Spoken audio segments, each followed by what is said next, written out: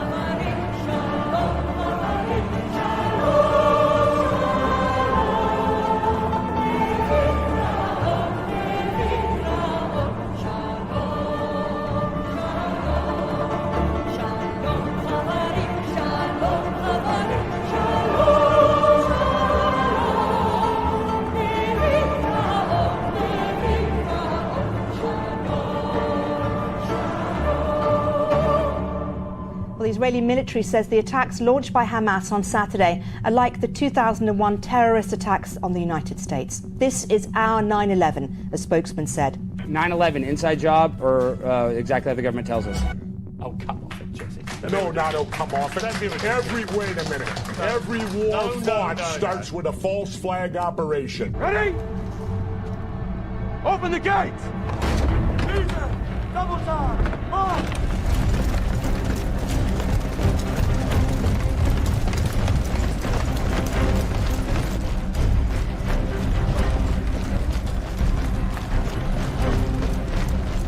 The once great city of New York becomes the one maximum security prison for the entire country. A 50-foot containment wall is erected along the New Jersey shoreline, across the Harlem River, and down along the Brooklyn shoreline. It completely surrounds Manhattan Island. All bridges and waterways are mine. The United States police force, like an army, is encamped around the island. There are no guards inside the prison, only prisoners and the worlds they have made. The rules are simple. Once you go in, you don't come out. Gaza, Gizeh, Ground Zero. What exactly is happening there? This smells like another crime of the Black Cube organization.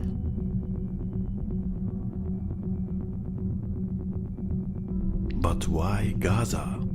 What is special about this place? I took the silhouette of Israel and I put it on the Hereford map. Nothing there.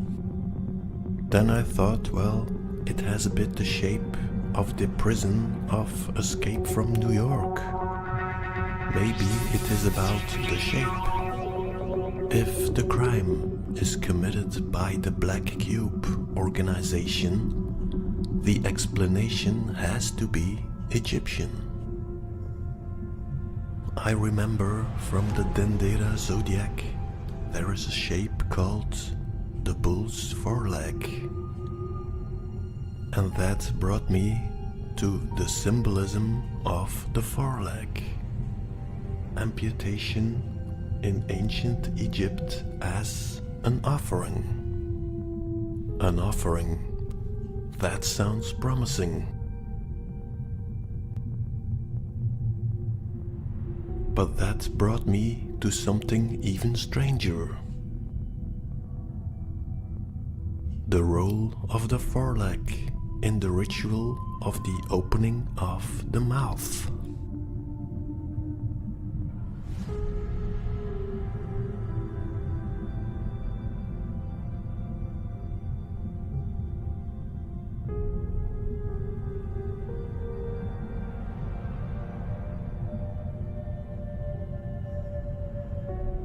In ancient Egypt, the opening of the mouth ceremony was a sacred ritual that bridged the gap between life and the afterlife.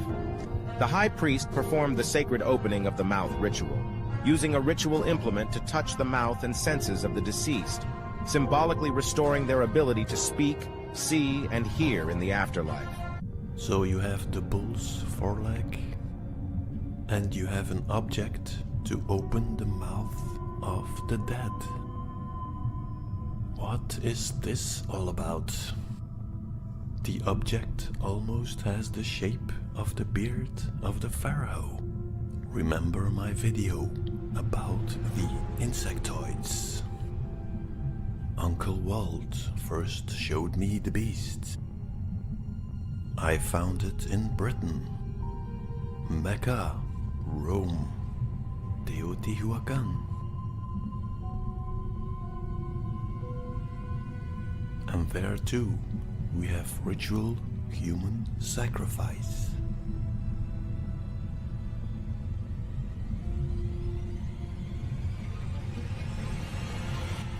Now let's take this a step further. Now what if we have to take this literally? We have to open the mouth of the beast to feed it. But where is the beast?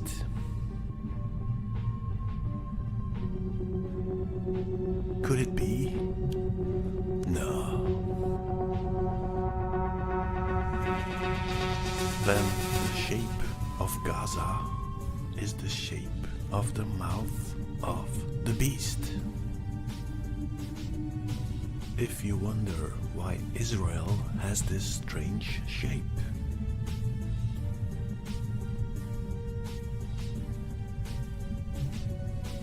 that makes me realize that the sarcophagus is the body of a worm with a lion's head. And that, of course, is Yaldabaoth, the demiurge. And Yaldabaoth has many shapes. We have another story, the Greek story of Medusa.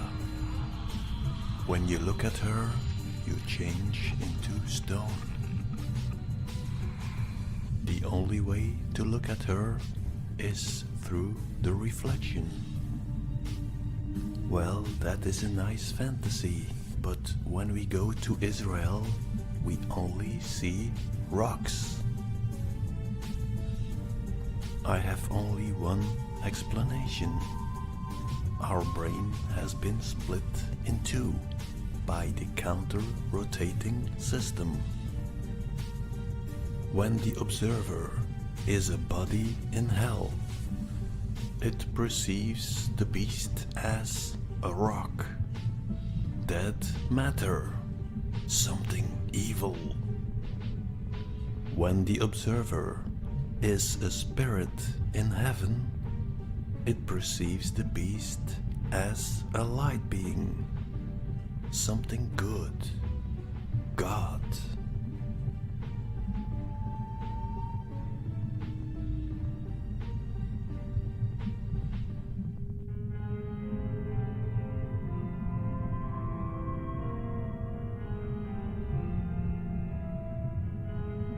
Take the word sarcophagus, sacrifice.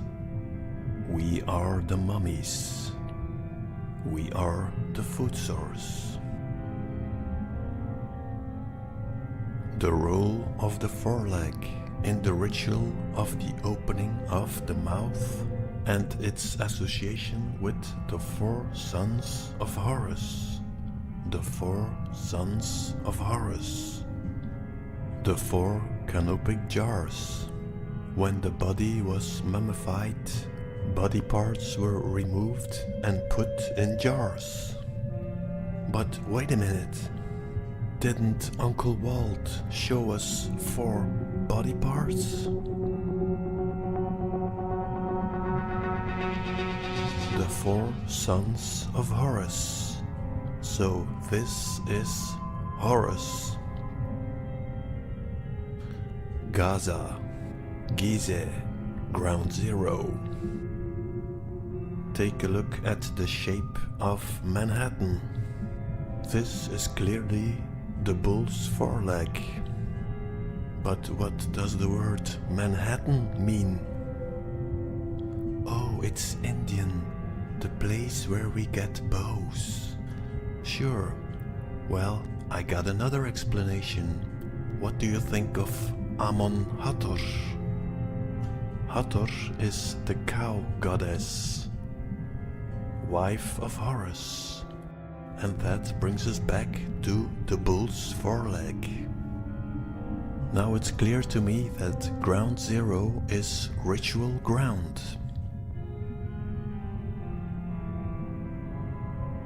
The mysterious case of the dancing Israelis. Did you know that the New York Jewish population is the 2nd largest after Israel? What about this New Yorker? With his good friend Benjamin, the Q psyop? For me, Trump is part of the Black Cube organization. They are obsessed with walls, the builders, the masons, and they are rebuilding Giza.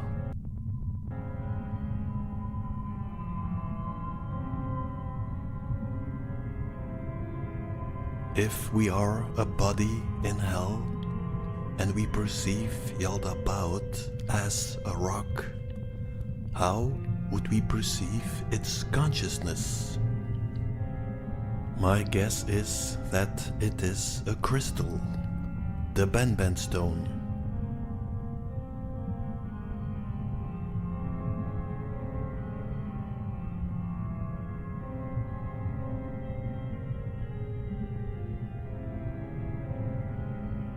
Let's make the maggot great again.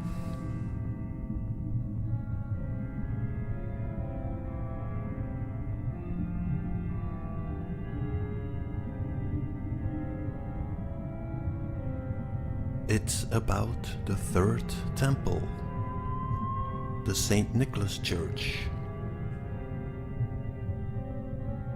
hiding place of the consciousness of the beast, hiding its radiation with a temple in the shape of a nuclear plant.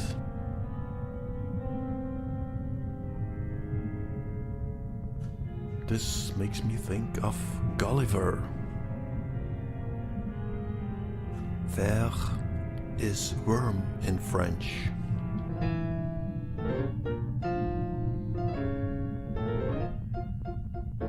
And Gulliver is very hungry.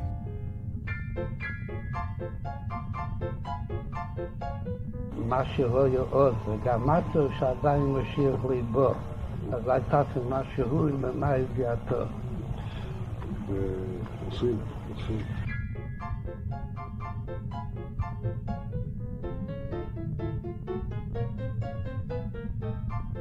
Now Manhattan has the shape of the bull's foreleg, but we have another map, the map of the Tom Sawyer Islands, the shape of the continents, or what's left of it.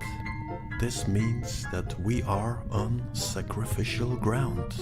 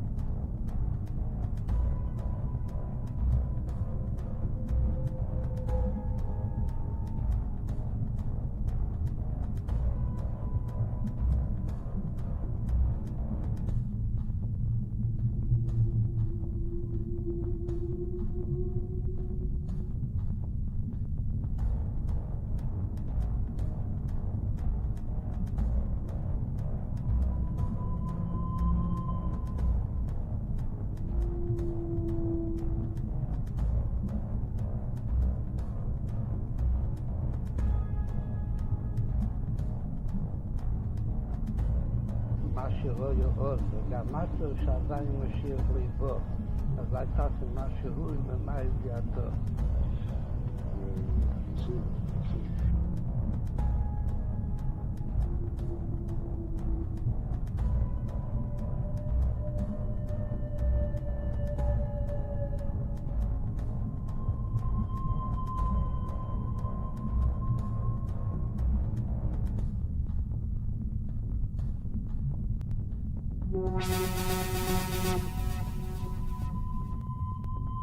Watching Rise Above, an interview with Jason of orszáēqᒡ.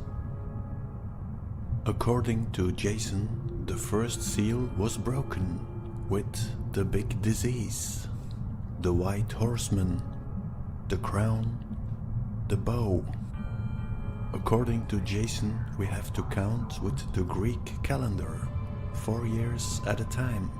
The next event will be the 2024 Paris Olympics. He suspects that because of anti-Israeli feelings, there will be a terrorist attack, like at the Munich Olympics in 1972. That made me think, well, the first horseman in Asia, the second horseman in Europe. Now, wait a minute.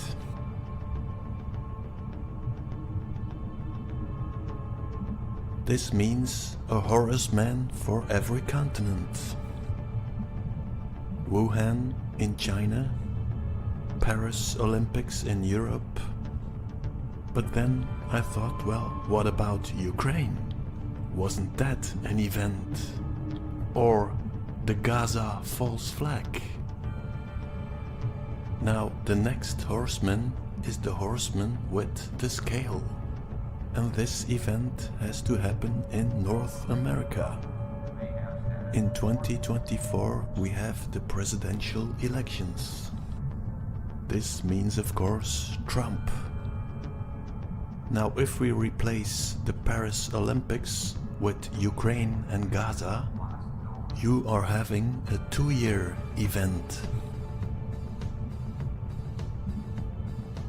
And then we would have an event in 2026 in South America. Now, what about the event in 2024? My first thought was they are going to kill Trump, but that would trigger a civil war. Now, if you take the balance, it will probably have something to do with justice. So my suspicion is that they will lock up Trump. This, of course, is a constructed event because Trump is part of the Black Cube organization. Well, we had this other guy who was put in jail for a while. Let's wait and see what 2024 is bringing. Will it be a 2-year event, a 4-year event, or maybe nothing will happen? Let's wait and see. Bye.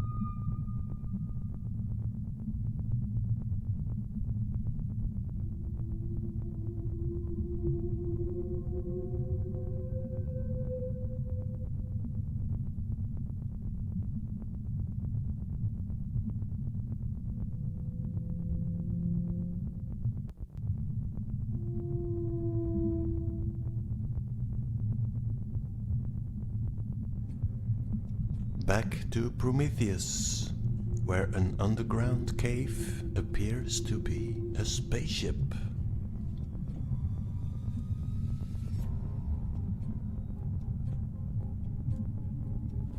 What is this? It's a cargo hold. Inside the spaceship, there is a cargo. The black pathogen.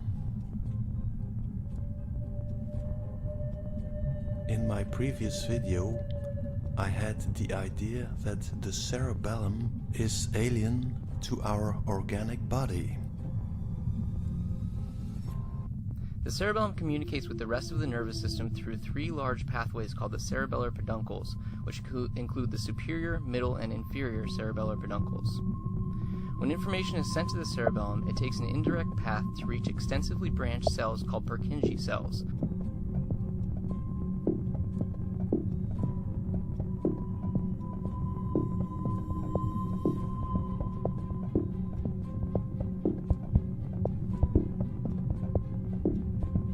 One of the earliest clues linking the cerebellum to autism came from studying post-mortem autism brains.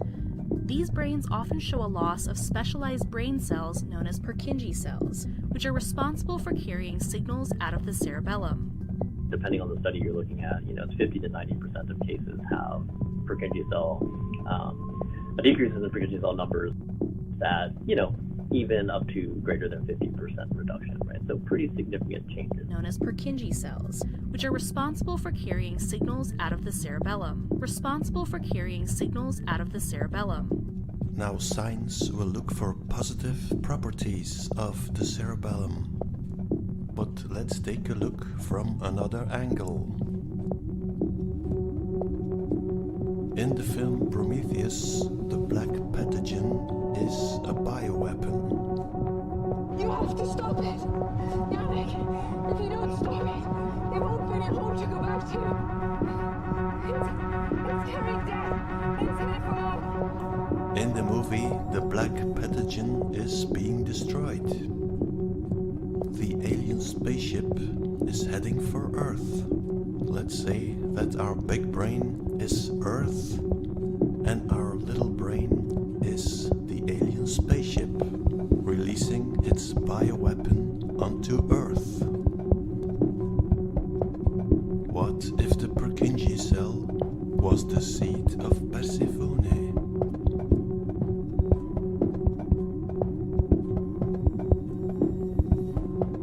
Now we are wired.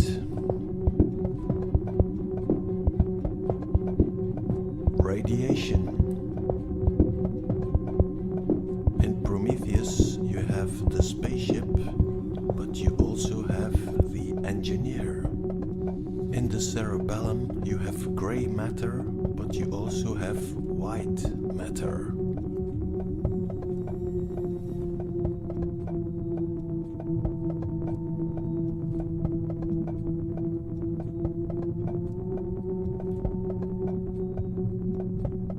The engineer is stepping in a strange machine.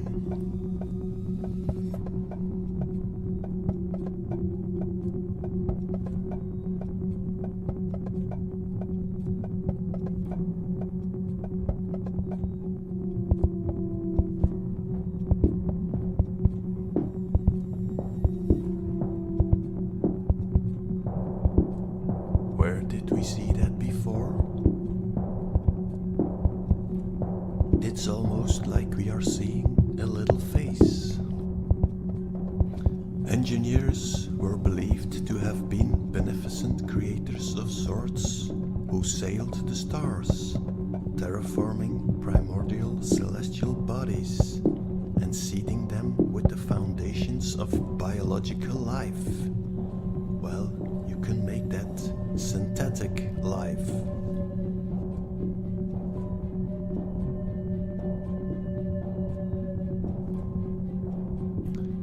Engineer is holding the word Ankh, like in angel, archangel. The ark, the architect, the Greek hero, the Christ. You have have the word Anglo-Saxons. Well, Anglo is easy. But what about Saxons?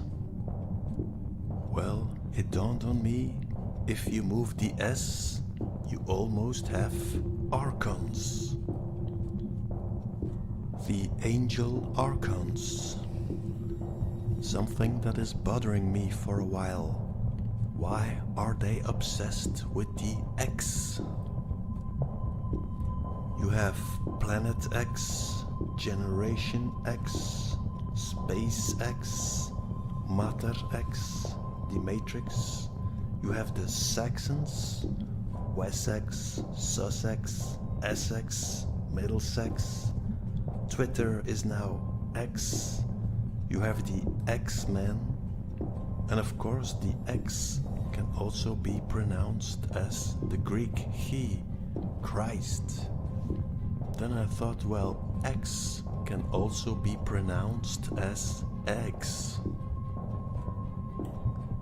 Then you get Planet X, Generation X, Space X, Mother X, the X-Men, or Christ, the eggs of Ra. Now let's go back to our kaleidoscope reality.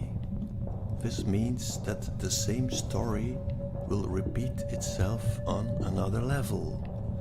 So if our brain is being bombarded with Purkinje cells or eggs, could it be possible that our Earth has been bombarded with eggs?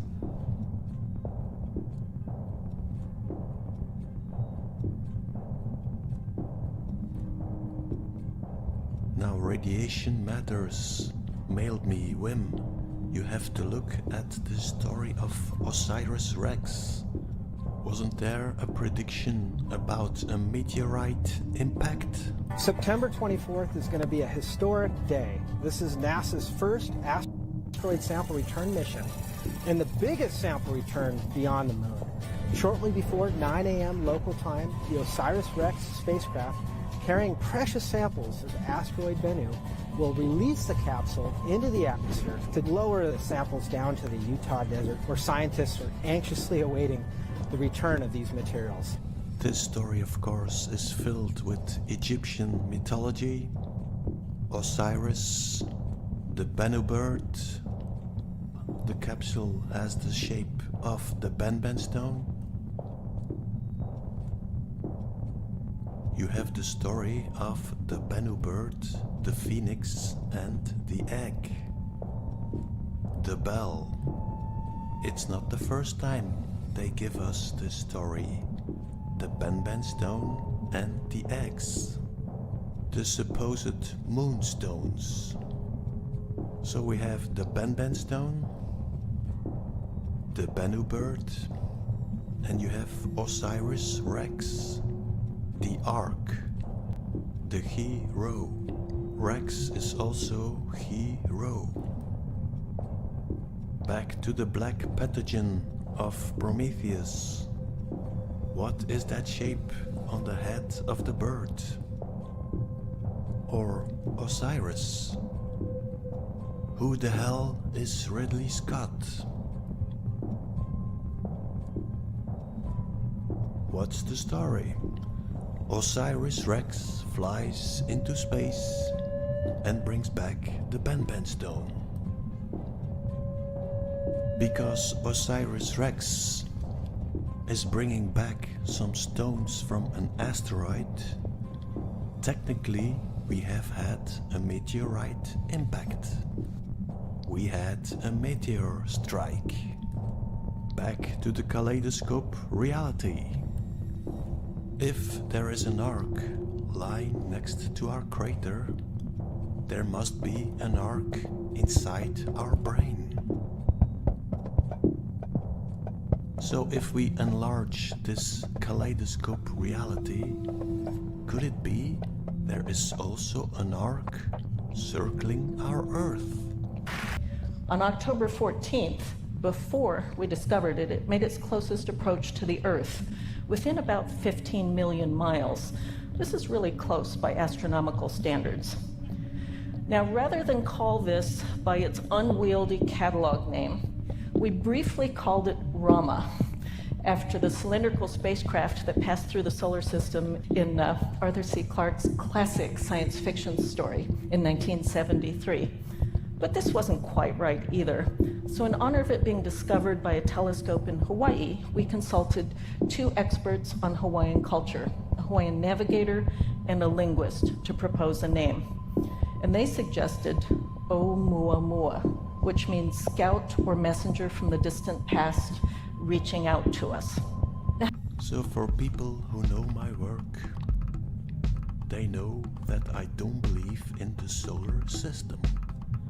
So the only place where Osiris could get some rocks would be on the bigger Earth. Or another possibility. On October 14th, before we discovered it, it made its closest approach to the Earth. So you have October 14th of 2017. When did Osiris Rex leave our Earth? That is 21 or 22 days. Could it be that this is the scenario?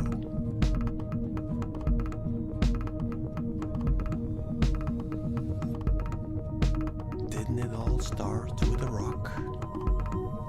The Bennu bird, the phoenix. The Bennu bird was believed to visit the temple once every 500 years. When the bird was 1461 years old, it burned itself to death. Those affected by the mutation were subject to various violent mutations. Where did we hear that before? The year 0.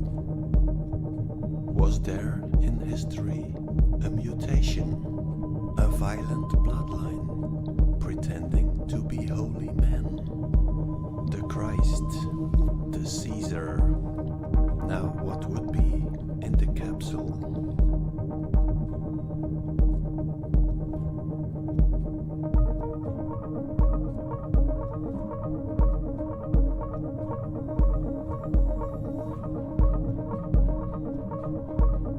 Are we going to witness the birth of a new genetic deformation?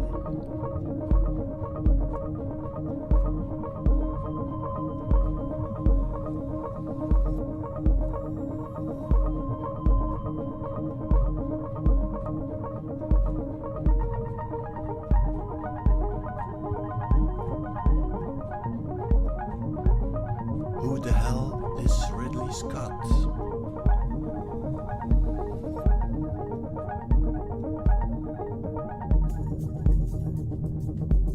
Recently, I got a mail from Dom from the sheep farm,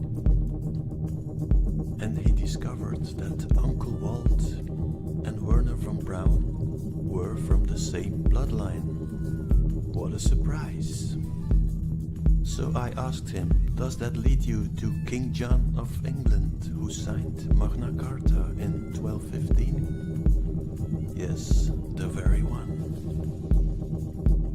The parasite gene.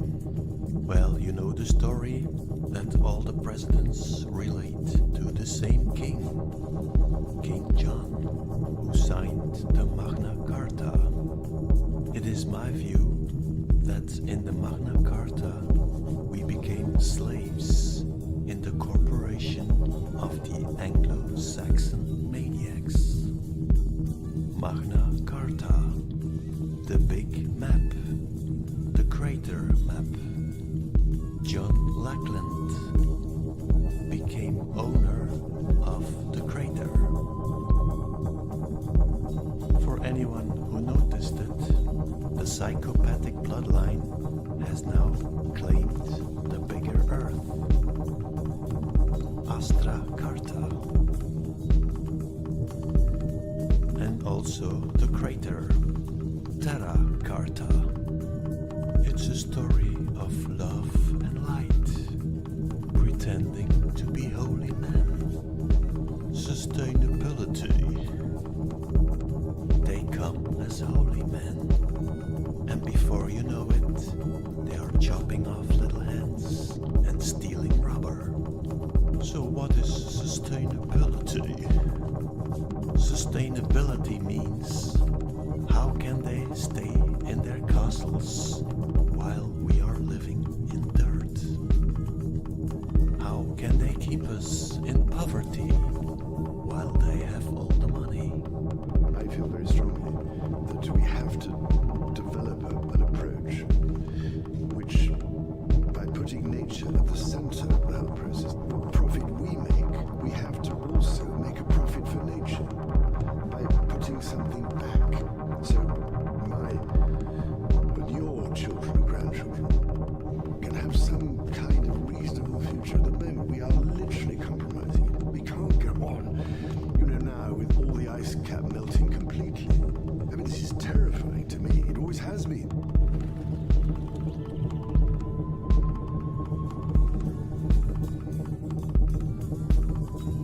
We can't go on. I mean, this is terrifying. We can't go on. What profit we make.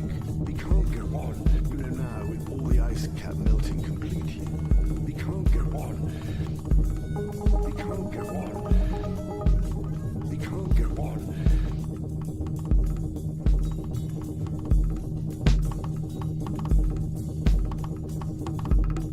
There is life after, apparent death from the current conventional approach.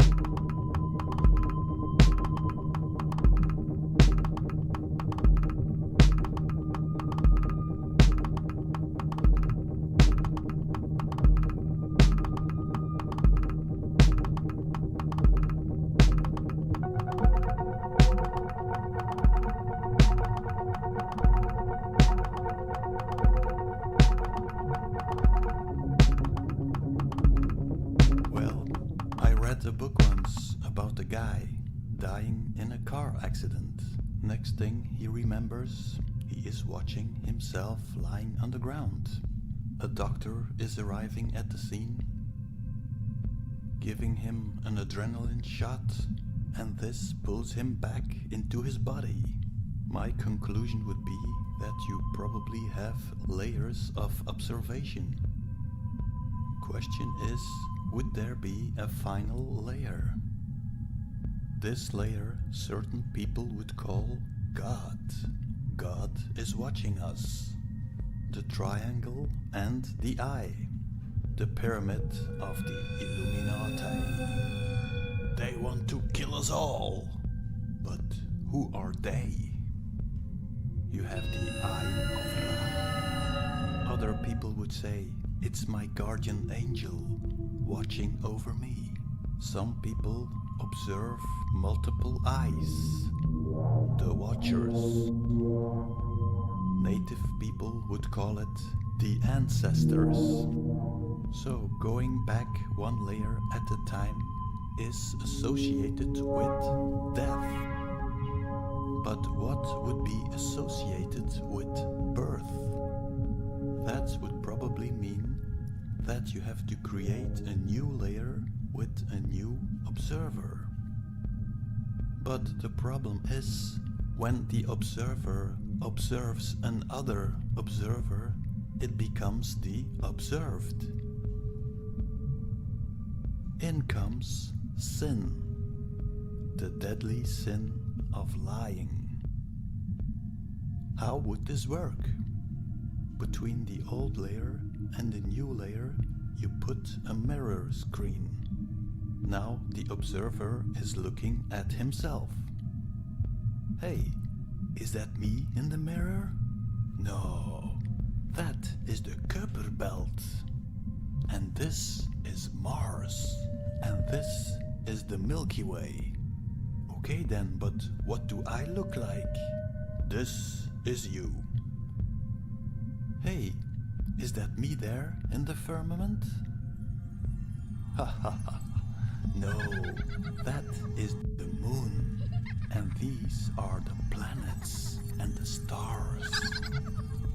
Okay, but what do I look like? This is you. So the question is, who has created sin? Who has created this reflective layer? Who has put us in a reflective ball? Why is it always replicating itself? An observer in an observer in an observer. And where will this end?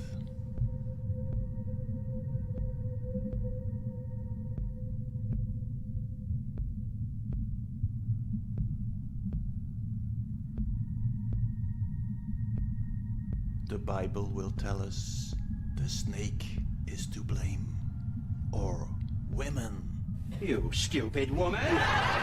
In my opinion, the answer lies in a much older story, the story of Horus, Osiris, and Isis, because there you have a perpetrator, an evildoer. We will rid the world of the evildoers. The two-horned Set, or Satan, bringer of torture and pain. Isis is looking in the universe. Set comes along and puts Isis in a reflective ball. Instead of the universe, Isis is now seeing her mirror image, or Isis. Set is now tricking Isis in believing that Osiris is not her mirror image, but a separate entity. Set is using two tricks. He puts Osiris in a sarcophagus and he throws it in the Nile. The moon is put in a box. Then Set is cutting Osiris in 14 pieces. People mail me, the moon cannot be the reflection of the bigger Earth, because how do you explain eclipses? And how do you explain the moon phases? By now, almost everybody believes we are living in an ever-expanding universe. Thanks to the space agencies. Even a failing rocket triggers people into believing the flying ball circus. Let's fly to the dark side of the moon. Set has many tricks and followers. Layer 1, Layer 2, the mirror. Isis is seeing herself in the mirror. In the meantime, behind the mirror, Set is creating Horus. Horus, invisible for Isis, is being projected on the backside of the mirror. Now you have an overlay of two reflections. Isis now thinks she is pregnant with Horus. Isis and Horus, Mother Mary and Jesus. Mother Mary. Mary in Latin is mare, sea. Then we have Jesus. Jesus is ichthus, associated with the fish. So the water is giving birth to the fish.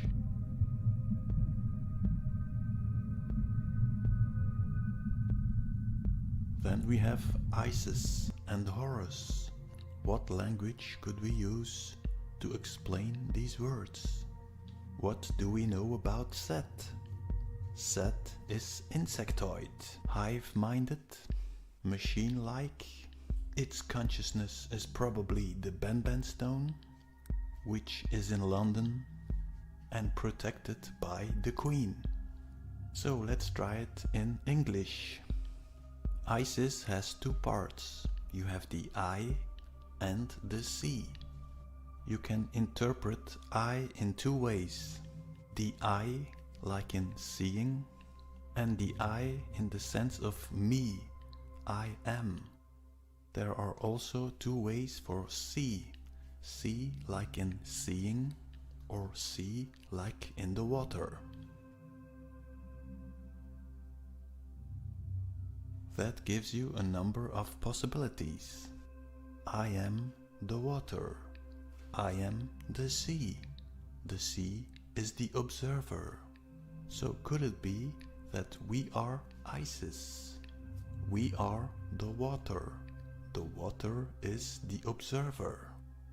Water is our consciousness. What is the property of water? It is programmable and it can take any shape it wants. How can we explain the word Horus? You have horizon, horoscope, hour. But first, let's take a look at DNA. Part of it looks like a fish.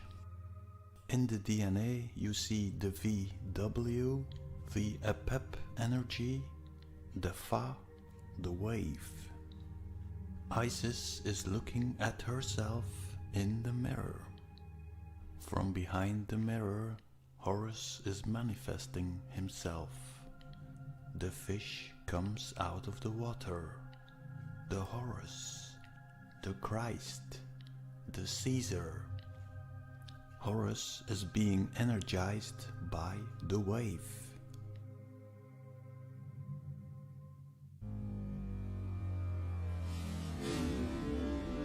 And I saw a woman sit upon a scarlet-colored beast, full of names of blasphemy. And the woman was arrayed in purple and scarlet color, and decked with gold and precious stones and pearls, having a golden cup in her hand full of abominations and filthiness of her fornication. And upon her forehead was a name written, Mystery, Babylon the Great, the mother of harlots and abominations of the earth. And so on. Back to the water. H2O. The keys of the Vatican. Va-ti-ka.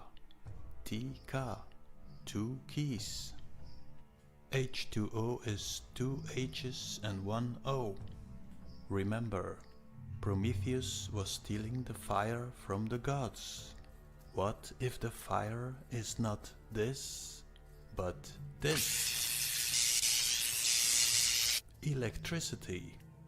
What happens when you put electricity in the water?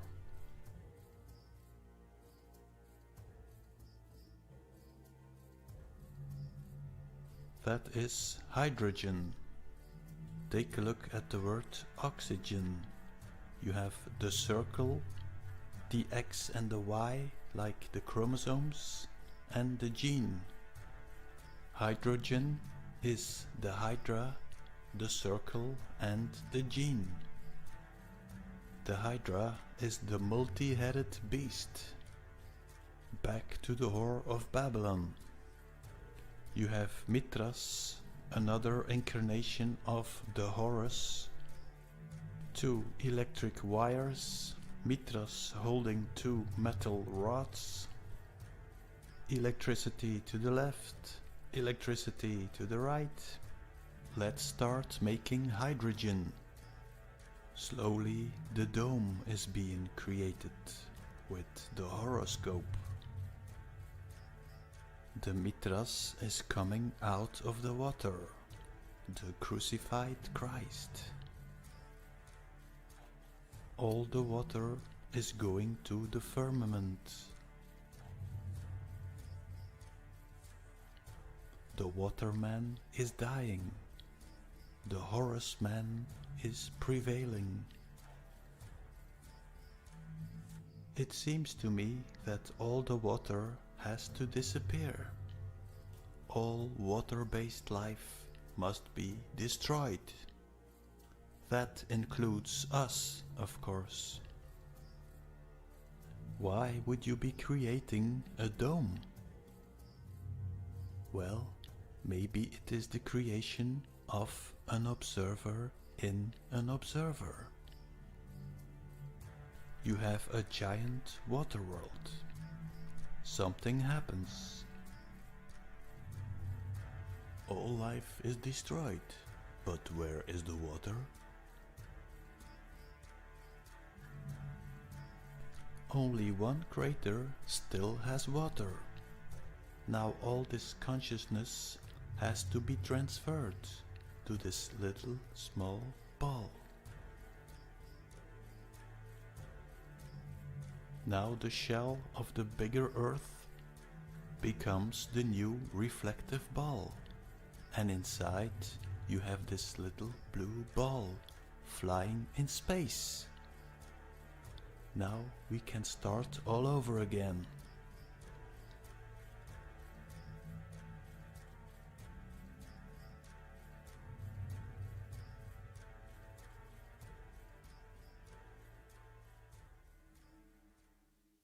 The divine couple had no descendants. Isis decides to use magic to bring back to life her husband. Transforming herself again as a black kite, she gives him back his breath by flapping her wings. She makes his penis reappear, and then she sits on his sex to provide an heir who will be destined to govern Egypt.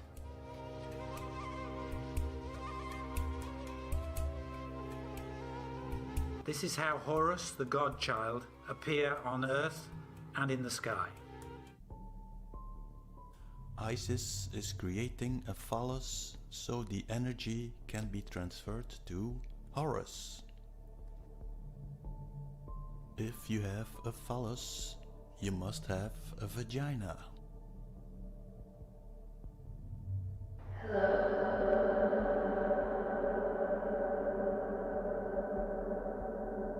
My guess is that we have one, Mount Meru.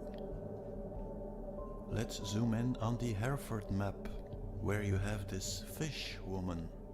Radiation Matters in one of his videos stated that he thinks that this figure is a depiction of Mount Meru. He might be right. It says Mare Mediterranee. Let's examine the word. Mare can be sea or mother. Mer. Méditerranée, middle of the earth. Ne is born. So it says mother water, born in the middle of the earth. Mount Meru, the mother mountain. Let's say that Christ is the crater and Mother Mary is in the center. But then half the crater is transformed into ice. The Christ is morphing into Odin, the one-eyed Christ. Now we have no more mother, but she will be replaced. The Christians are morphing into the Vatican Vikings. They will create a new mother. Remember my video, All Roads Lead to Rome, where I stated that the black sun is making an 8-formed pattern. What place was it crossing? CERN, Geneva, the gene of Eve. Take the word CERN, put an E between the consonants, brings you back to the fish mother. Cyrene. My guess is that Cyrene is the black sun. Isis. Osiris, the white sun. And now you can transfer energy. This is a wormhole. This is the counter-rotating system. My guess is when it is in balance, you get one eternal observer. This is paradise. Now let's put a straight mirror in the wormhole. No problem. But what if we put a curved mirror in the middle? The white sun will create a little observer, the black sun a big one. Problems. Because instead of creating one observer, you are now creating millions of observers. You are creating a time frame. You create memory and thought.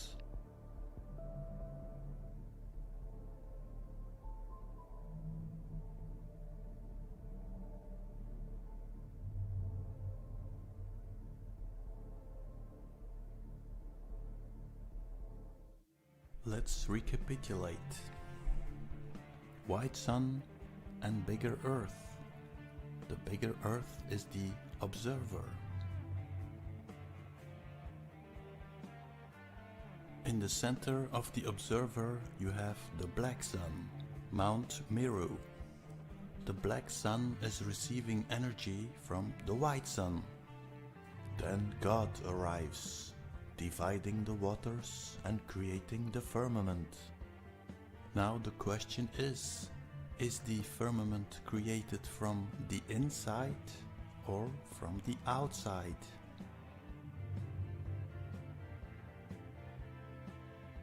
Now the white light that the black sun was receiving is divided in 7 because of the dome. Instead of one observer, we now have 7 observers.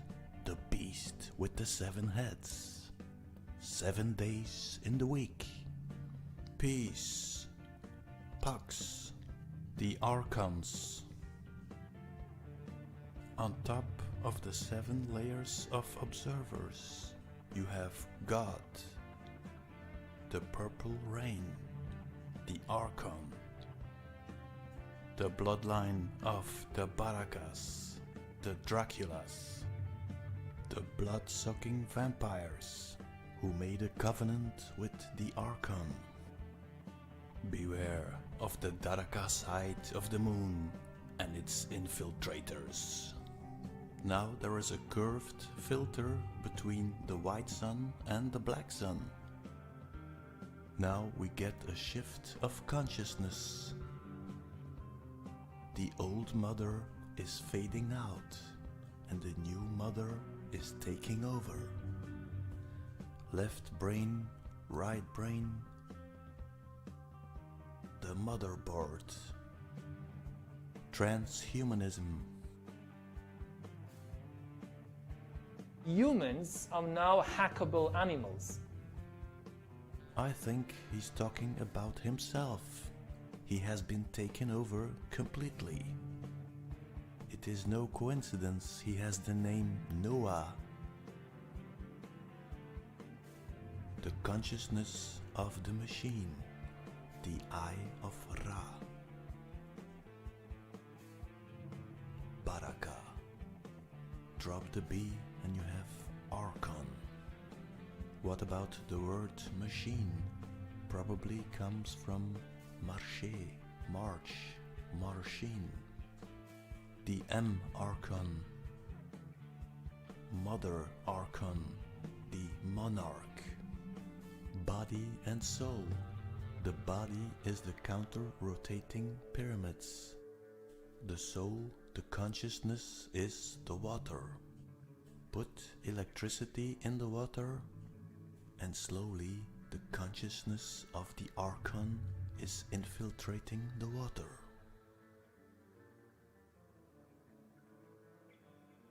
Water-based life is replaced by the machine.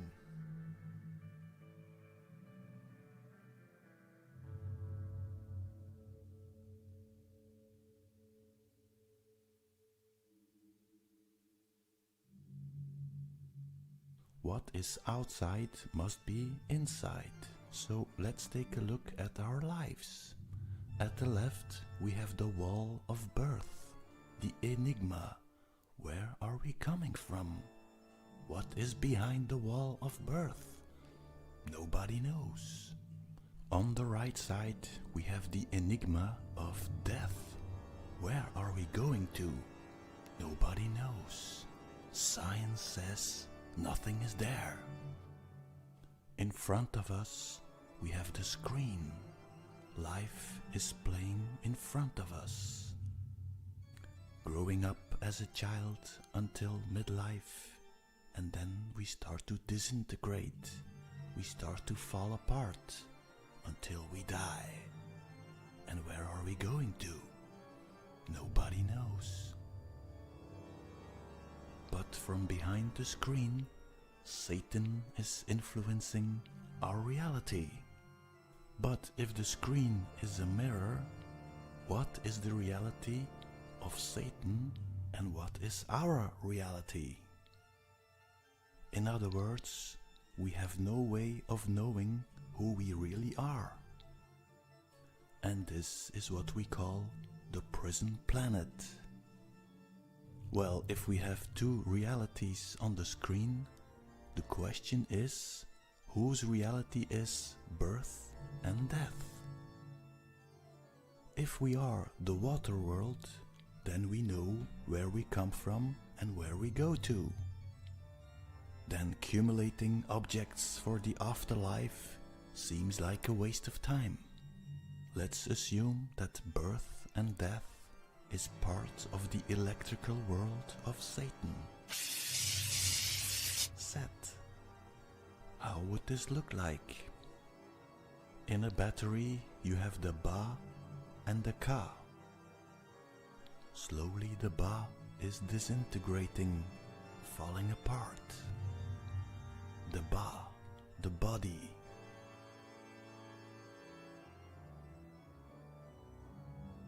So you have the anode, the Ba, the energy stream, and the receiver, the pot of gold at the end of the rainbow. Where is all this energy going to? Well, you know the story of the cuckoo's nest. In this story, the children are replaced. The mother is feeding the wrong child.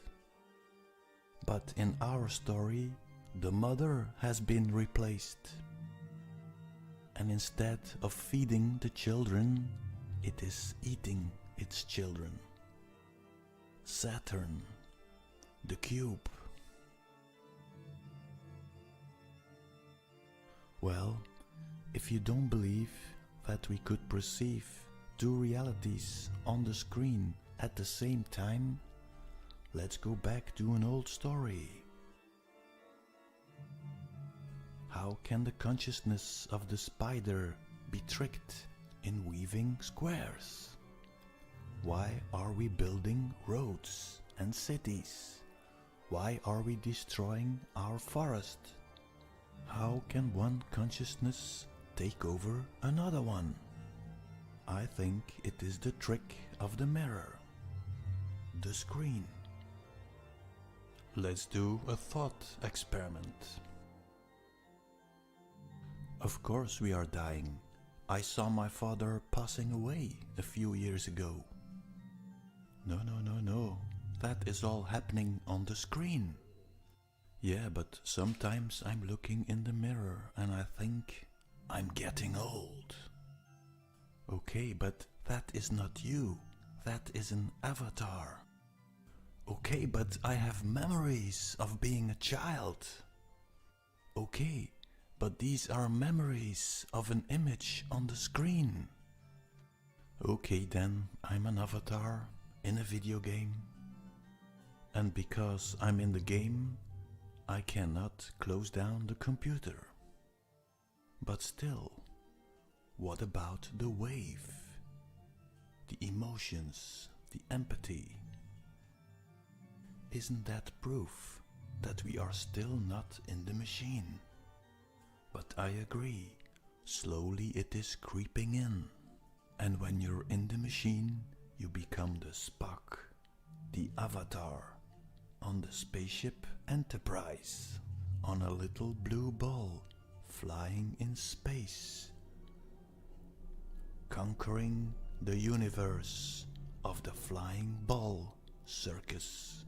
This would be a reset, not of tsunamis, earthquakes or mud floods, but of consciousness.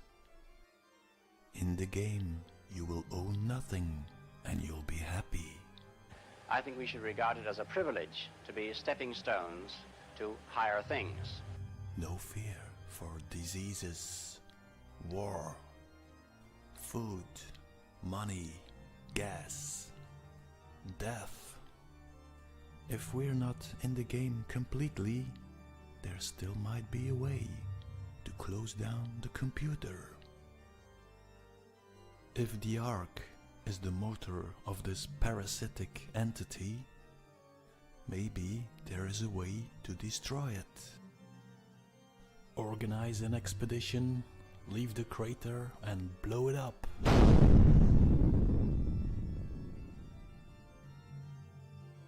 Or another way might be, if water is our consciousness, what about the water around the bigger Earth, the atmosphere?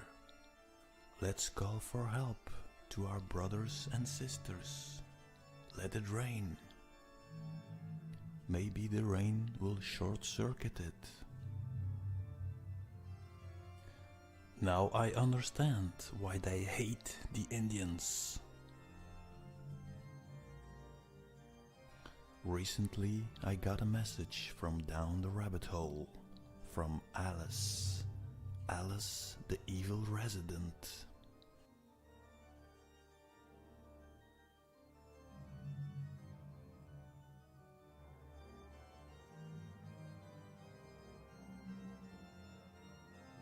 Welcome home.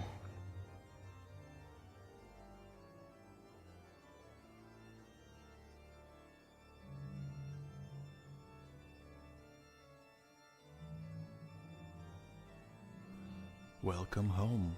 Well, not much left of our home. We will have to fight till the last drop of water.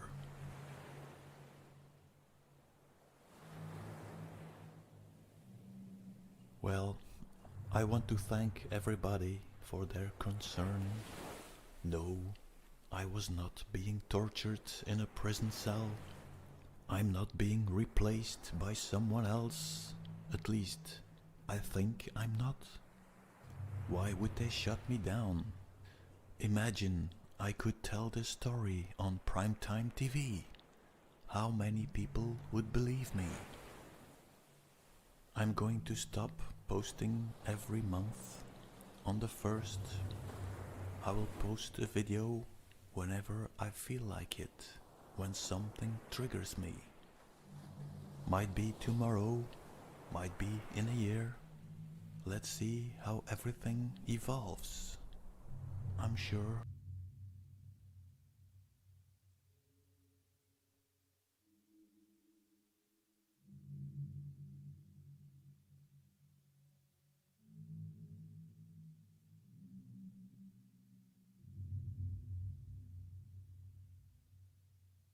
Let's have some football.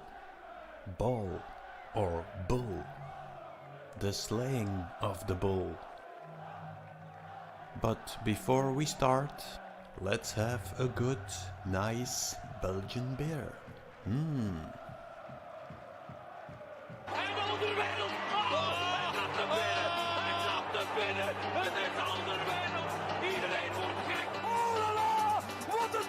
Uitgerekend Toby Alderweireld. Het kan toch niet mooier geschreven worden dan dat het Toby Alderweireld is die die bal met een verwoestende kracht in de bovenhoek jaagt. Wat een geweldige apotheose van deze titelstrijd. Wie kan dat nu geloven? Want Toby Alderweireld maakt Antwerp kampioen. Dit kun je niet voorstellen. Dit kun je niet voorstellen. Wie heeft dit scenario geschreven? Antwerp is kampioen. Antwerp is kampioen.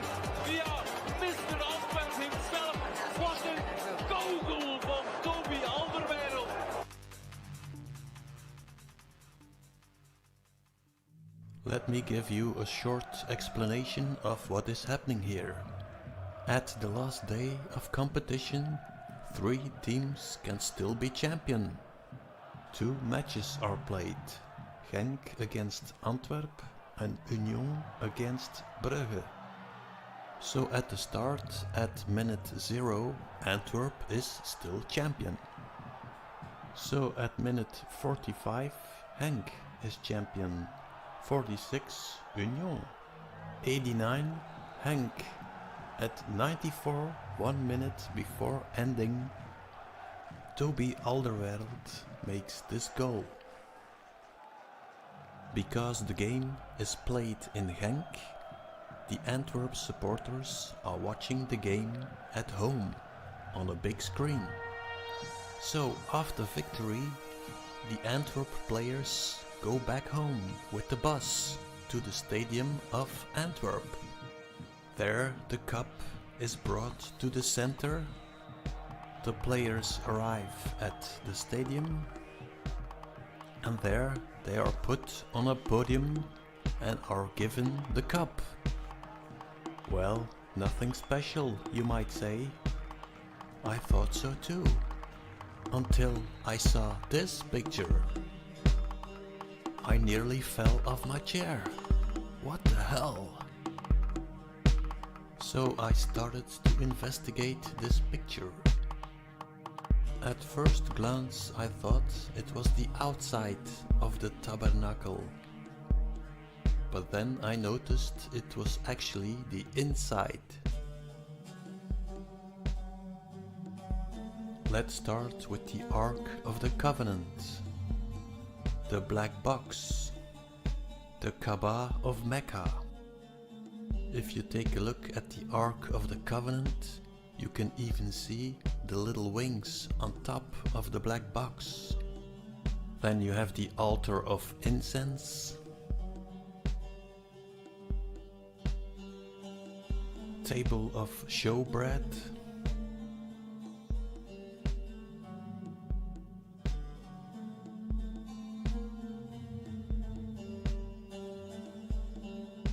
golden lampstand,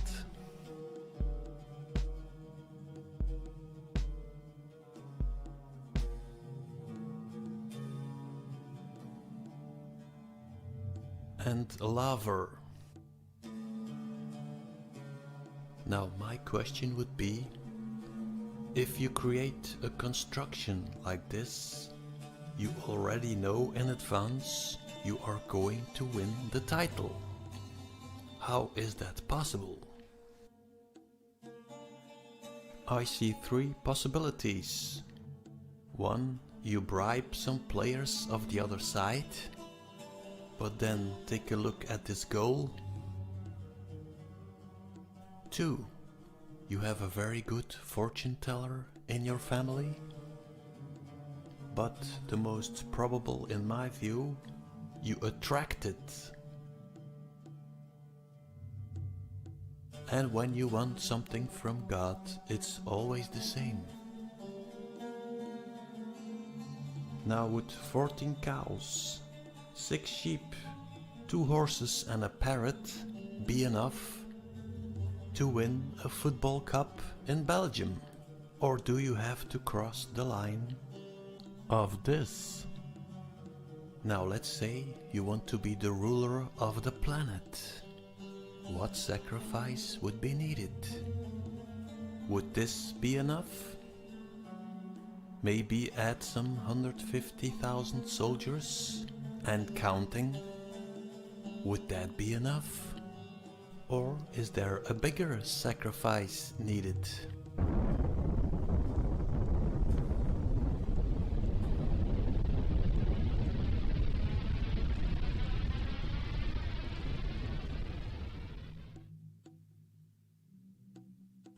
Celestial navigation, what is it? You are using the stars to locate your position. But what happens when you do not have all the information? What happens when you do not know that the Earth goes in an analemma? You go from point A to point B. You think you are going in a straight line.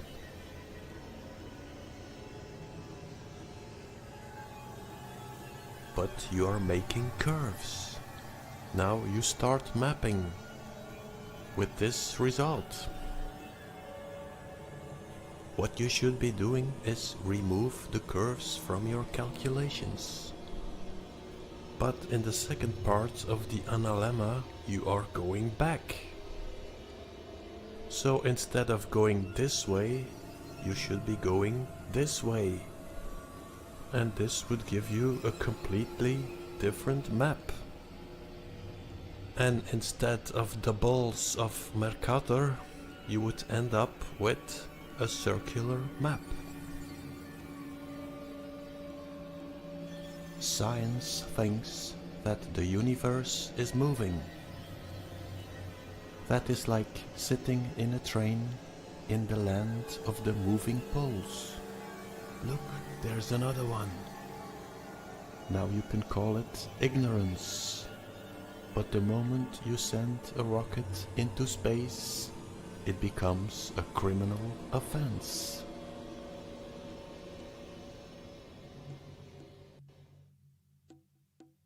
Let's recapitulate. Let's zoom in on our crater. Remember, our system is always doubling. 1 and 1 is 2, 2 and 2 is 4, 4 and 4 is 8, 8 and 8 is 16, which is 7, and so on. This is the cell division, the motor of organic life. I called it the VW system. Now let's zoom in on Saturn, Linné, Atlantis. A crater in a crater in a crater. Two triangles counter-rotating gives you the rings of Atlantis. In the center you get the black cube, the Eye of Ra. You have the 3, 6, 9 and the minus 3, 6, 9. So instead of doubling, we are now dividing. Let's put a mirror in the center. 2 possibilities. But let's take this half and turn it upside down. Now this could be mirrored again. But instead of doing that, let's draw a line. Take the center point. That gives you 2 L's, half pyramids. The red L and the blue L.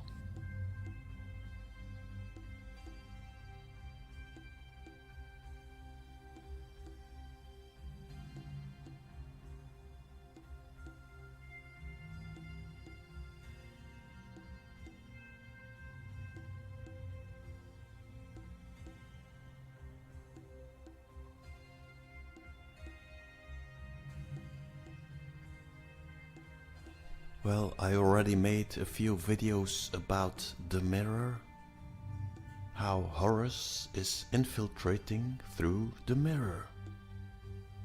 The counter-rotating system is creating 3 rings of water. When you take a look at the Hereford map, you can see evidence that this was happening on the crater map. You can see a ring of water, the ocean. So you are doubling, mirroring and dividing. But wait a minute, isn't the cell looking like Atlantis? What if the counter rotation of the pyramids is creating a mirror? Half of the cell is still in the illusion it is a whole cell. So by the trick of illusion, a cell is divided in 2. Reminds me of our crater. The ice wall makes you wonder if there is a counterpart in our crater. Well, you know, I already compared our crater with our brain. Now I start to understand why we have only a right turning brain or left turning brain? Now, in my previous video I showed that everything that is time related moves in an analemma.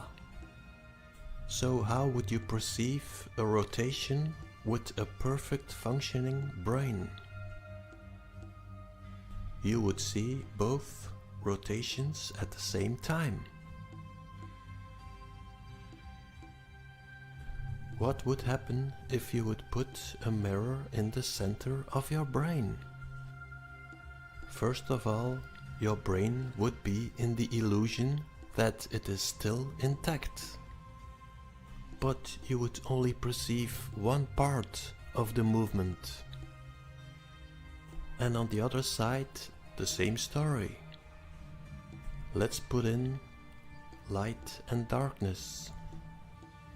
The darkness is the part you are not seeing. What happens when I remove the darkness? You perceive only one direction. So you will perceive this image only right turning or left turning. If this is true, our brain is in constant stroboscopic effect. Left brain working, right brain working.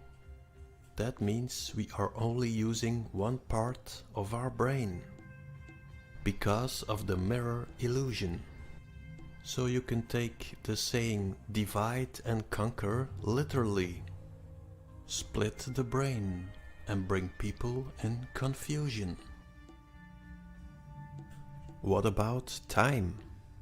Right turning, left turning, going forward in time, going backwards in time?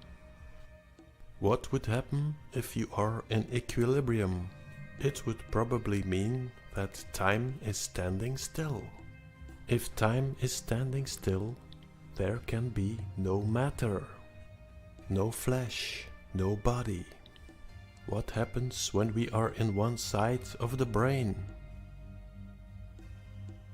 Could it be that in your sleep time is going backwards? Or maybe death is being in the center, the state without a body. So if we are constantly watching the clock, we are kept in a constantly right-turning brain. Logic and facts. Now let's take this a step further. Take Ukraine. Someone mailed me, Ukraine is your crane. First, let's take a look at the colors. It started with the magenta, Putin supposedly redrawing his troops. Then we have the Ukraine flag, blue and yellow. Zelensky constantly flashing two types of green. And yes, we can now use cluster munition, no problem. The tie of Biden. So this means that colors are influencing our brain. So let's take a look at your crane. Right brain, left brain. In the center we have the river Dnieper, or something like that. And then we have Crimea, the cerebellum, the annexation of Crimea. Well, it's the cerebellum they are after. You have Putin. Putain is whore in French, the whore of Babylon. We have a new Horus of Babylon. Well, Putain was a good friend of the old Horus. Well, you know my opinion that Putin is a secret agent of the British. And together with the American army, they are destroying the right half of your crane. One of the reasons of the war was the Donbass. Reminds me of dumbass. Playing little word games. but let's concentrate on the mirror. The river Dnieper. Well, we already had two events. The first one was the destruction of the dam. Zelensky says it's Putin, Putin says it's Zelensky. But let's take a look at the second event. The nuclear plant, Zaporizhzhia. It's been a nerve-wracking night for all of Ukraine, but especially here in the vicinity of that nuclear power plant. That's after Russia and Ukraine accused one another of plotting an attack in the complex over the next couple of days.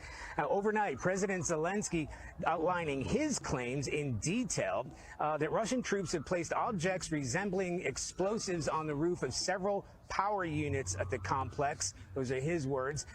That's after Russia accused Ukraine of planning to strike the plant with missiles or drones packed with radioactive waste from other nuclear facilities.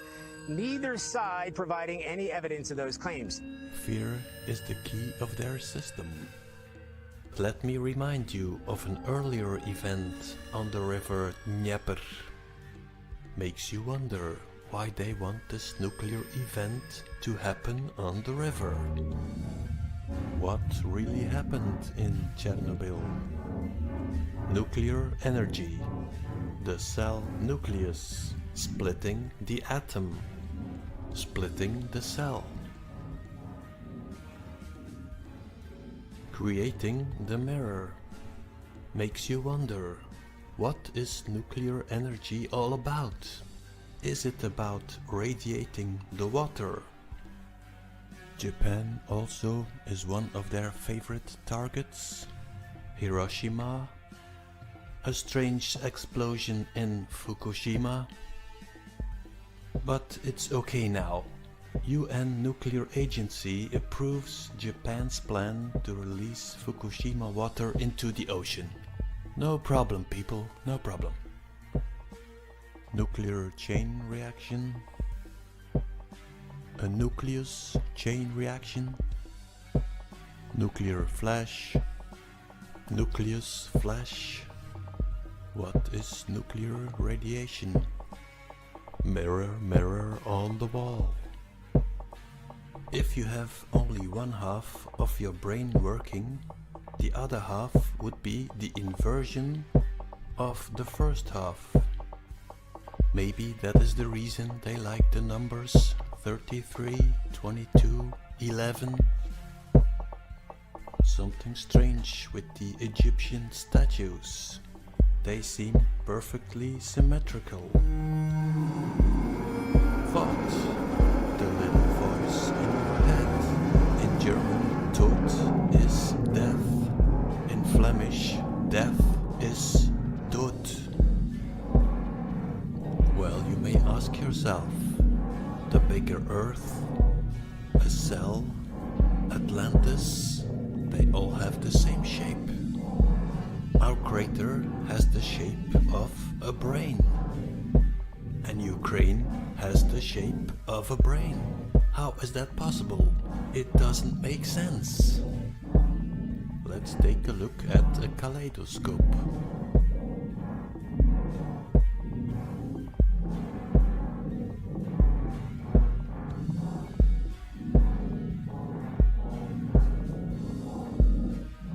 Now let's take the picture of a young woman. Put a red dot on her head.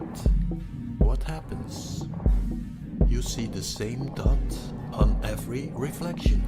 So why am I seeing crater Earth everywhere I'm looking?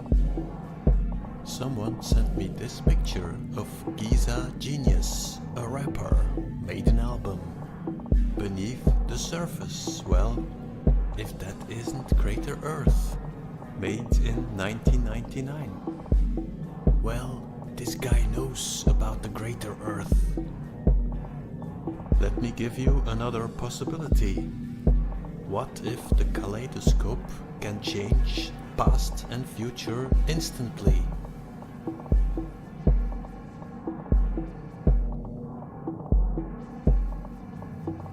So you have the human brain. You have the Archon. The Archon puts a mirror between between the two brain halves. The archon projects its reality on the mirror. Because nature is looking for equilibrium, the real brain is now morphing into its false reflection. This is how the archon multiplies. Let's think about this kaleidoscope reality. So the big is identical to the small, and vice versa. If our creator is our brain, what is the alien artifact lying next to it?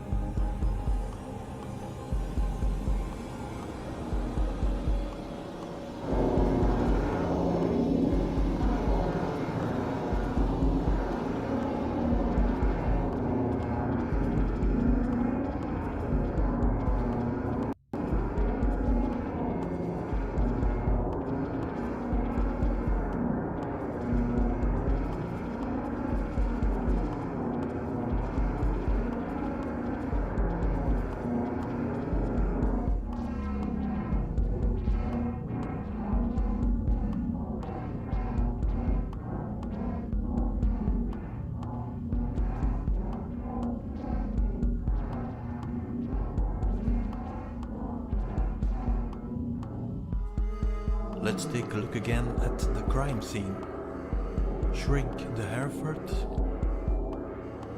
Discover an old Roman map.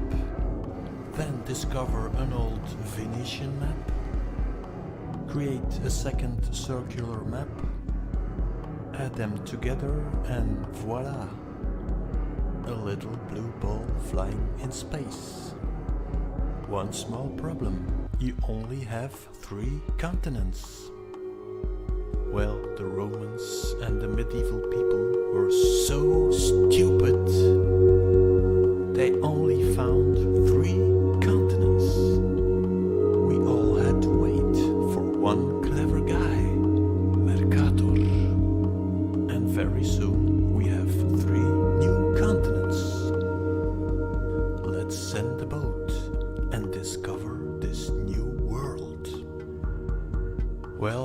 very proud to announce you that Gerardus Mercator was a Flemish guy. So let's take a look at his brain children. Where are these names coming from? Well, remember in a previous video I was trying to explain the word Vatica.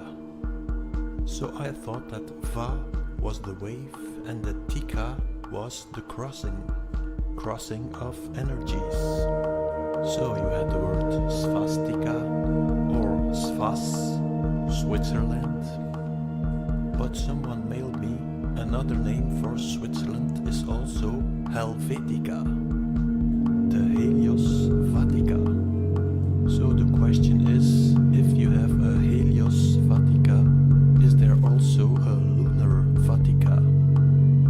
The Greek word for moon is Selene. So I started to look for Selvetica or Luna Vetica. Well, without success. So I started to look for words ending on Tika. Then I realized the word Antarctica is ending on Tika.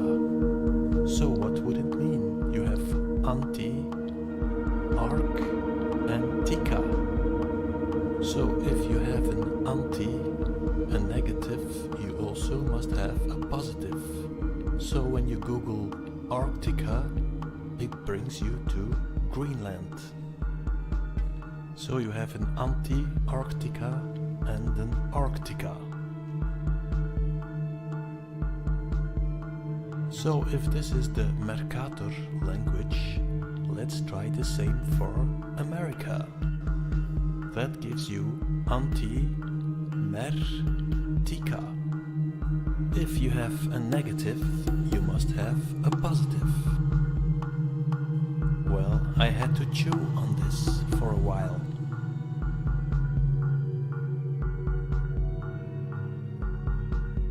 Then I thought, well, it has to be Mecca.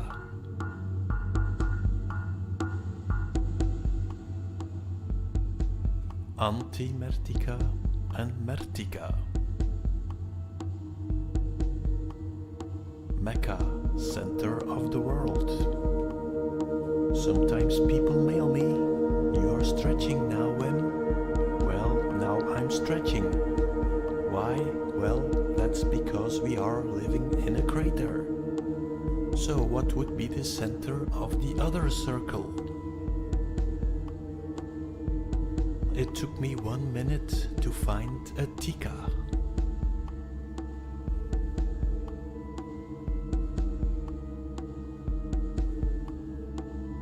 Back to the Mayas. The Mayan collapse started at 800. 800, that is the start of the Holy Roman Empire. Well, I like to watch National Geographic.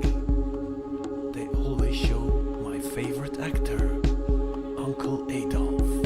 Well, they can't get enough of him. So I wondered, who exactly owns the National Geographic channel?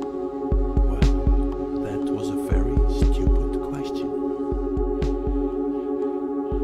So one of these episodes was dealing with Wewelsburg, the occult SS castle of Himmler. Apparently, Heinrich Himmler was building an enormous complex around the Wewelsburg. So when I saw the map and the scale model, I immediately knew what he was doing.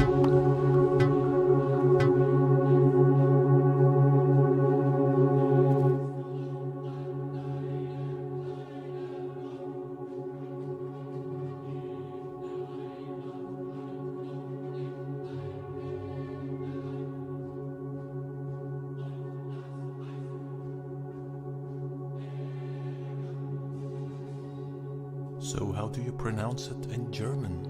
Die Wewelsburg. The Waveberg. Let's take a look at our crater, the V, the continents, Mount Meru. Compare it with the Himmler map.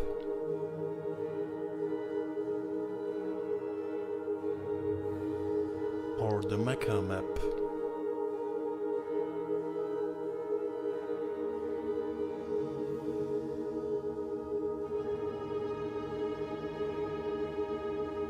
Take a look at the Mount Meru shape.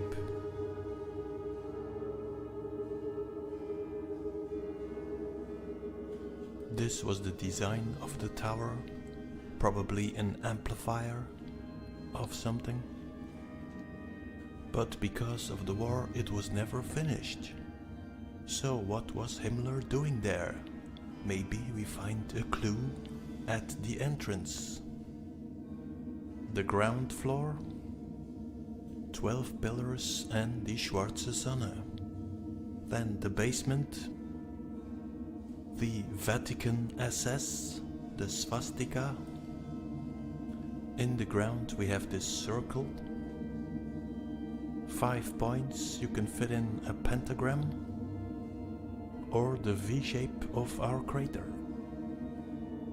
But when we look in the center, something is clearly missing. Maybe we can find a clue in the ᴎoi̒̚vȉ̏ɔA.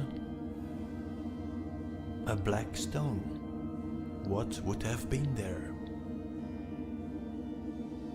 Let's get some inspiration in Mecca. The crater shape, Mount Meru, the cube, and the stone.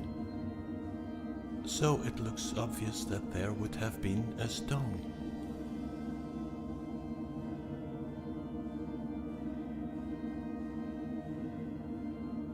Let's go back to the alpha and the omega, the chi, rho. You have the alpha, rho, chi, omega. Creates the word archon. An anagram is koran. The alpha, the L and the omega. If you take the Karaba system and you have the word Allah Akbar, Akbar is an anagram of Karaba. The black box with the stone.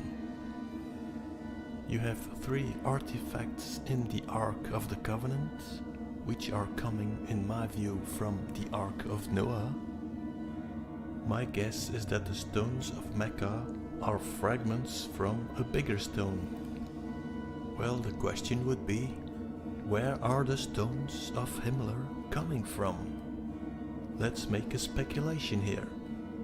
Let's say that scientists in Germany are trying to make an anti-gravity machine. Maybe using some theories of Schauberger. So they create the bell. The machine had 2 counter-rotating discs, and in the middle you had red mercury. So the question is now, what is happening when you counter-rotate 2 discs?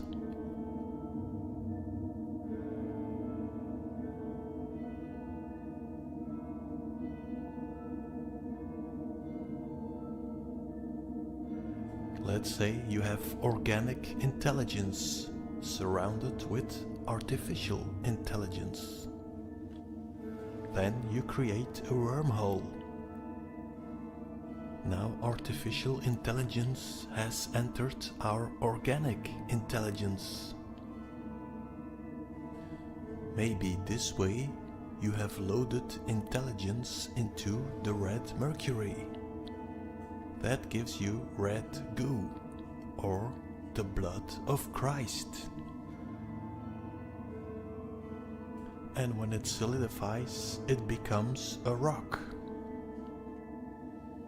Now you are communicating with a stone that is telling you all the secrets of the universe. From the Bible we know that Moses was talking to God. Are they walking around with an AI computer? The Yahweh computer. Probably coming from the Ark. Refugees from Atlantis, Saturn. The Atlanteans we call the Egyptians. probably a highly evolved technological civilization.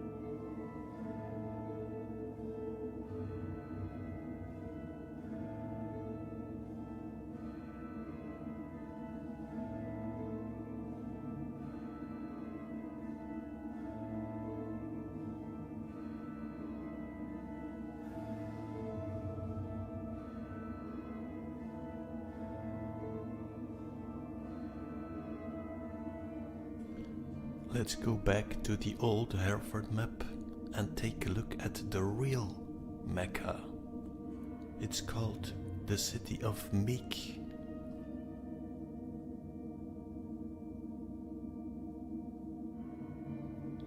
Mecca also reminds me of Merkaba. How would this work? Well, let's say that the stones are producing a rotation to the right. Now people are starting to walk in the opposite direction. That would give you a current. This current is sent to the amplifier, and the amplifier is sending it to the pineal glands of all the believers. You have the Ka, the Ba, counter-rotating, and that creates the Mer, the source code, Mother Mary. But it is the synthetic Mary, eating all your energy. Mother Saturn is eating its children. Father Time, Kronos.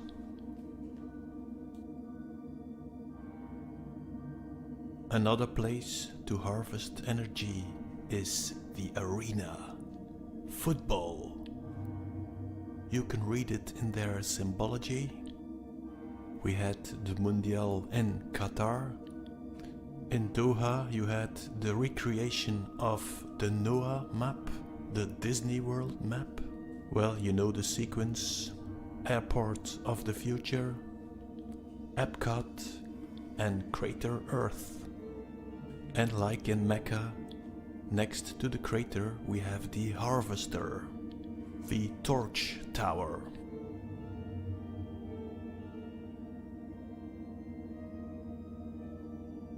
Take the word Yahweh, remove the H, that gives us the parasitic Yahweh and the organic Vahweh. There is a small difference between the two. You have 6 numbers. When you add the Yahweh, you have 7 numbers. 7 is the Lucifer number, stealer of energy.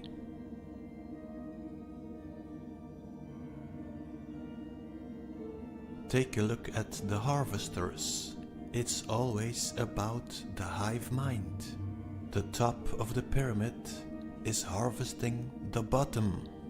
You could divide it again in 3 orders. The Templar Knights cult, entertainment, sports, Knights of Malta cult, religion, and Teutonic Order cult, military buildings. If Wewelsburg is a copy of our crater, then the Nazis know we are living on a bigger Earth. And there is a gigantic ark lying next to our crater. Sending an expedition to Antarctica, looking for an Atlantean priest caste in Tibet. The Aryans, the lion people. Looking around the world for alien artifacts. That makes me conclude that the Nazis know we are living in a crater. Is it possible to create artificial intelligence? And how would you communicate with it? Do you need psychic people? Would they be able to channel technological inventions? The Nazis were miles ahead with their technology. But why did they lose the war? How can you defeat the hive mind? You can defeat it by killing the queen. So my guess is that something happened to Hitler. I see two possibilities. Possibility 1, Hitler was murdered. If this event took place, my guess is that it happened in the Wolf's Lair, 20 July. 25 years later, they land on the moon. This event is also filled with Norse mythology. The one-eyed Odin. Second possibility, Hitler betrayed the Germans, stole all their secrets, became a pentiti, and took on a new identity. 1940, Himmler is building the Wewelsburg. 15 years later, Disney is building a copy of it, but in a slightly different perspective. Disney was also planning to build a Disney World, but it was never carried out because it was too megalomaniac. Speaking about megalomaniacs, Hitler was going to rebuild Berlin into Germania. Hitler loved art. Here he is watching one of my paintings. He was also a painter himself. Here he painted Neuschwanstein, the favorite castle of Uncle Walt. Walt also was a painter. Start with the children, just like Adolf. Adolf, he loved rockets, just like Uncle Walt. A Nazi rocket took the first photo of Earth. And Uncle Walt knows exactly what crater we are living in. Walt and Adolf had a mutual friend. Be careful who your friends are. I think Uncle Walt had a lot of secrets. Well, I have been thinking about this new idea. Let's say that the hive mind is falling apart. Let's take the Disney crater map. One part of the hive has been integrated in the Soviet Empire.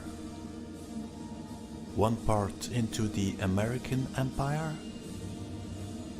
A third part went to Argentina, where they had the protection of Juan Perón. Seems like a nice guy, but don't cry for me, Argentina. But I think there must have been a fourth part. What if you are a die-hard Nazi and you see that your Führer has been assassinated by the Yahweh cult? Or even worse, that the Führer has betrayed Germany. Your beloved Germany has been destroyed and bombarded into smithereens. I think you want your revenge. Take a look at this piece of the crater. Could it be that this area is Nazi territory? This would explain the whole Admiral Byrd story. Now the Yahweh cult would gladly wipe them all out, kill them all. But who is going to tell the world we are living in a crater and not on a little blue ball flying in space? That would be suicide. Now let's say that this is a state that is lying deeper. Then the deep state is getting a whole different meaning. If you look at the territory, it looks like a swamp. Now draining the swamp is starting to sound differently. Now let's say that this Nazi fraction is getting ready to attack the USA. Is a wall going to stop them? Maybe, if you build in some surprises. What about this event? Who is attacking who? Are we witnessing a covert war? Trump and his Space Force. What you need is some special forces who can fight off-planet, so to speak. And you can train them to counter an alien invasion. And that brings us back to Wernher von Braun. Oh, Trump really hates these guys. Let's say the Nazis have a high-tech flying machine. And one of those machines is crashing in Roswell.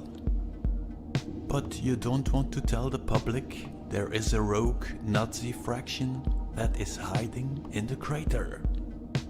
In comes the alien hoax. And for the people who don't buy the story about the aliens, we always have the weather balloon. A weather balloon?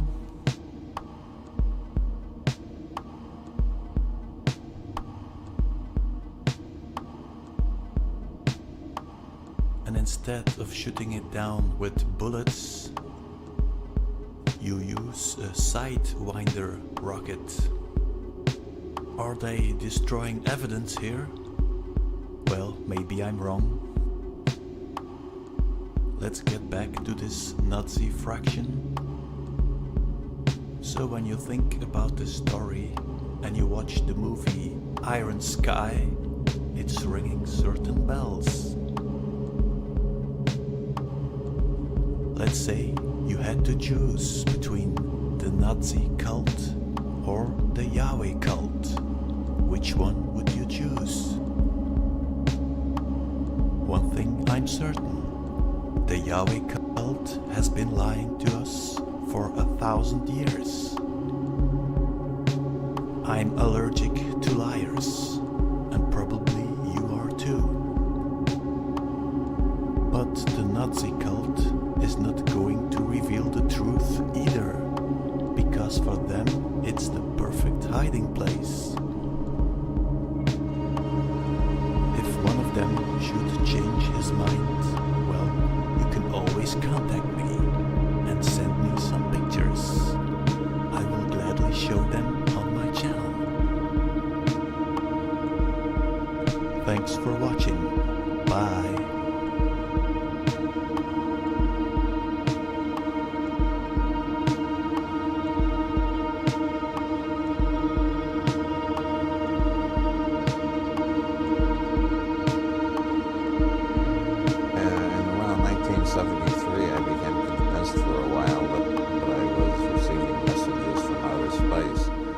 But then a psychic reader told me I was actually channeling an ancient Chinese philosopher, and another psychic reader told me I was channeling a medieval Irish bard.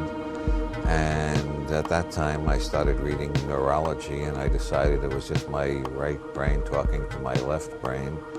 And then I went to Ireland and I found out it was actually a 6-foot-tall white rabbit. They call it the puka, and the Irish know all about it. So it depends on who I'm talking to, which of these metaphors I use to explain where these weird patterns come from that jump out of the books and take hold of the readers and change their lives. It's not me, it's a 6-foot-tall white rabbit from County Kerry. Or it's the right hemisphere of everybody's brain. We're only different in the left hemisphere. In the right hemisphere, we all share in the same morphogenetic field. The collective unconscious. And the collective unconscious. You've been accused by some people, one might think of them as fundamentalist materialists, as being something of a fanatic, actually. And yet it seems that you're almost the opposite. Reality is extremely slippery for you. I don't get the feeling that you're stuck on any one model of reality. Well, you know what Freud wrote about projection. The people, yeah, I have been accused of being a fanatic in the Skeptical Inquirer, but you just have to open that journal to see the people who put it out are all fanatics.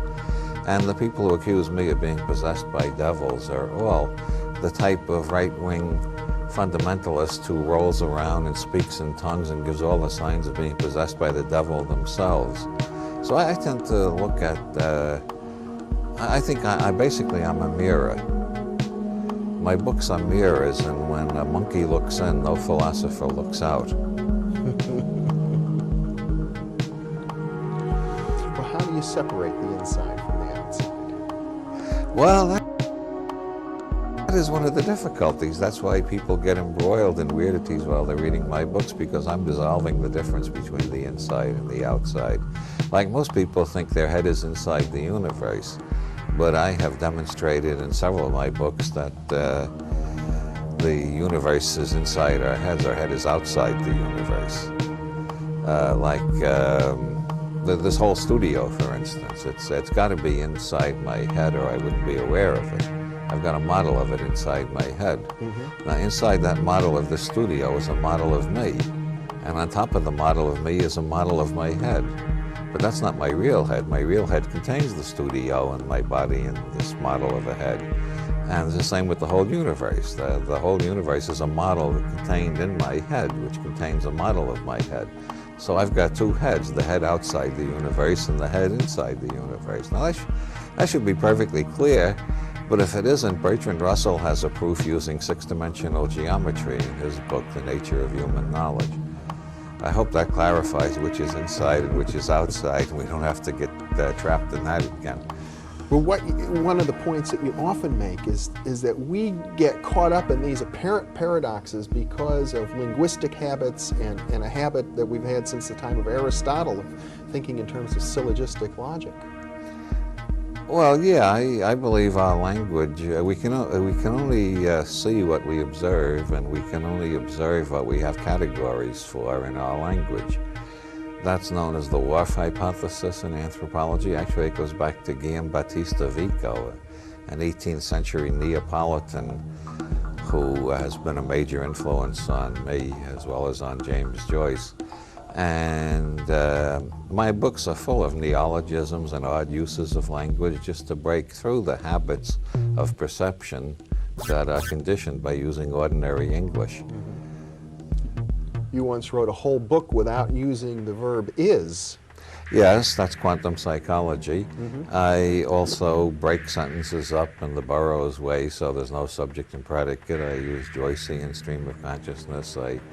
I run words together, so one word has 5 different meanings depending on which way you look at the sentence, like Joyce did in Finnegan's Wake.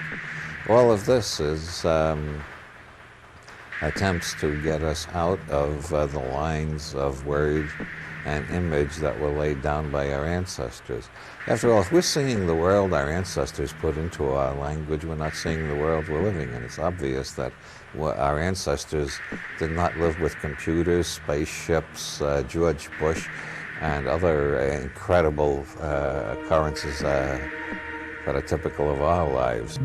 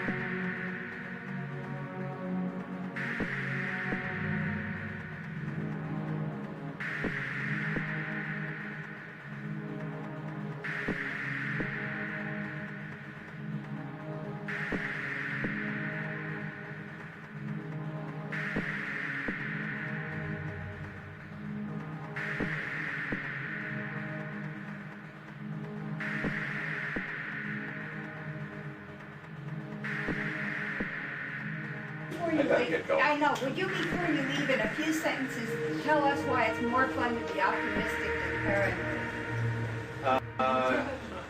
Well, I mean, it's pretty obvious on the face of it. Well, one thing, longevity statistics. Optimists live longer. John Barefoot of Duke University has collected a lot of statistics on that. Optimistic people outlive pessimistic people consistently. If you compare them by sex, by age, by eating habits and diet, by lifestyle, by race, by all sorts of things, the optimists live longer. Also, optimists have more fun. And besides, maybe things are going to turn out okay, in which case the pessimists are killing themselves and being miserable for no good reason at all. And the final reason is, even if everything is going to turn out terribly, the optimists are having more fun before the final tragedy comes. Whereas the pessimists are living in misery all the time.